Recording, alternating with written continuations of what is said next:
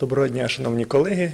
Сьогодні у нас брифінг. Today we're having Andriy briefing, speaker of anti-terrorist operation with everyday consolidated data on the situation in the anti-terrorist operation area. Colonel, please. Good afternoon, dear colleagues. Despite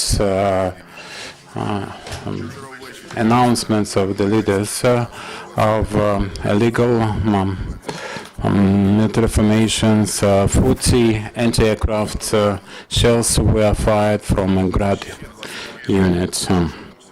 Another 20 missiles hit Novotashkivsky village along Bakhmut main road. Fortunately, there are no casualties, neither among the Ukrainian military officers nor among the civilians.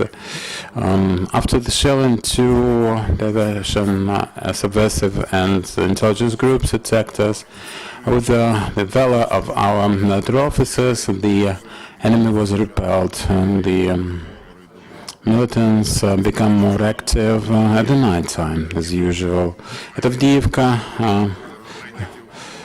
militants fired from grenade launchers, mortars, and anti-aircraft units, also tanks. There was one case of application of artillery by illegal armed formations, and by and large at Donetsk, we observed around 50% of all the armed provocations of the adversary yesterday. Today, after the midnight, 3 times the ceasefire was violated by militant who tried to find some weaklings in our defense at Donetsk port. At the along all the delimitation line from the Azov Sea to Stanitsa-Luhansk, we have tension. The Donetsk People's Republic, so-called self-appointed terrorist organizations, maintains engagement with other illegal formations that are not subordinated to them. Yesterday we had one drone flight above Mariupol, over Mariupol. And in the course of military actions, no Ukrainian military officers died, 3 were wounded. In Zhytomyr, Ukrainian enforcement officers and secret services had anti-terrorist exercise. The special squads were exercising, cleaning the administrative buildings of terrorists, and also rescuing the hostages. The goal of such exercises is to improve the skill for military operations or terrorist attack. The SBU operatives apprehended Ukrainian national who was trying to arrange a terrorist attack against the patriotic meeting and concert and in the center of the city. This citizen of Pavlograd received his arms from Donetsk People's Republic, People's Republic Donetsk terrorist organization. He was recruited in July 2014. In his flat, the enforcement officers found a grenade launcher RPG-22, 2 grenades RPG-5, and 100 shots, and also surveillance means. He was trying to create a group for subversive actions. Here's his testimony.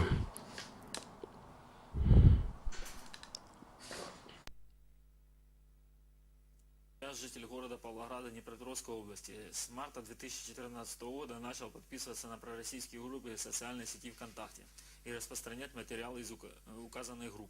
VK and disseminated propaganda materials last summer made contact with the Donetsk People's Republic militants. They wanted to make all information on the Ukrainian activists in Pavlograd, and I was also instructed to create a guerrilla war detachment a group.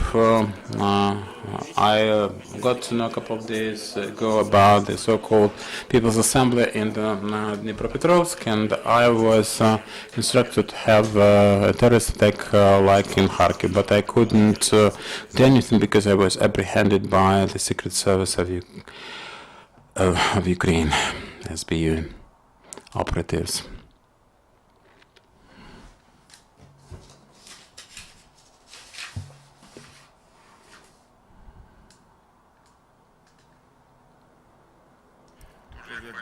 So as you can see, the service is quite vigilant and they're active day and night. So yesterday in Krasnoarmeysk, Oblast, Ukrainian police officers together with the National Guards and traffic police officers had a special operation for prevention purposes. They were working on the operative information and identified two people who were militants. Now their place of they are to be located. Such operations will be done on a regular basis. Ukrainian designers created new vehicles, videos for communication and command operations. The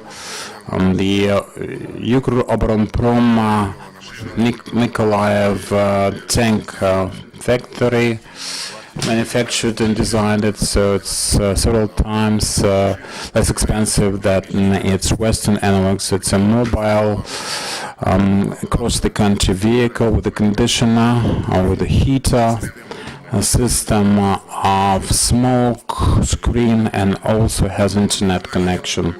The main mission of this new vehicle, armed vehicle, is to protect Ukrainian commanding officers and provide with reliable communication means for command and control. The demobilization is in progress in the National Guards. The Guards in Zaporizhzhia Oblast have concluded their task in the ATO and also at the points of stationary deployment, where they protected and defended the strategic facilities. Ukraine is still receiving support from Western partners, from Germany at Tisa cross points. A vehicle for an ambulance entered a vehicle for Chief Clinical Center of the city of Kiev. It is very valuable for our medical military officers from Munich consulate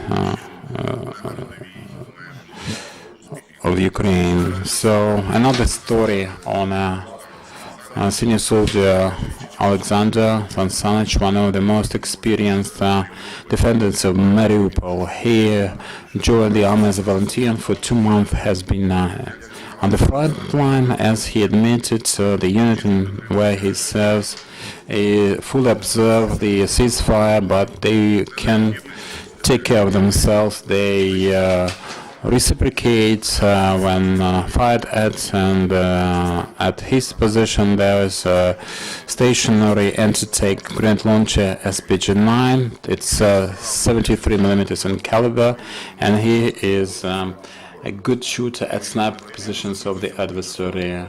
Sansanich is well appreciated by his comrades in arms because he is good at decision making and